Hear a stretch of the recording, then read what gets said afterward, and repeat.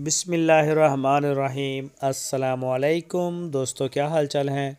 मैं उम्मीद करता हूं कि मेरे तमाम दोस्त खैरियत से होंगे।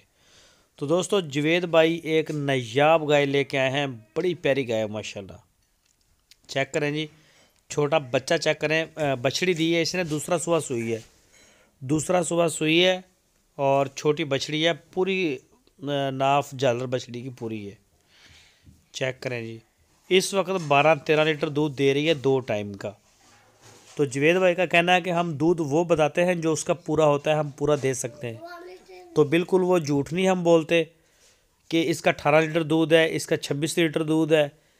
तो बिल्कुल उन्होंने कहा कि ऐसी कोई बात नहीं होती, साफ़ सुथरा काम करते हैं। जिस दोस्त को लेनी है यही बात है कि 12 से 13 लीटर दूध है, ताकि वो अपने घर में लेके जाए, उससे पता हो कि इसका इतना दूध है। तो थन चड्डे की गारंटी है। उन्होंने कहा कि हम पूरी तसल्ली करते हैं। कोई भी दोस्त आके चेक करना चाहे तो मोस्ट वेलकम, वो आ सकता है उनके डेरे पे। लोकेशन है चिश्तियन सिटी, ज़िला बहावल नगर। और इसके अलावा कार्गो की सहूलत पूरे पाकिस्तान में मौजूद है।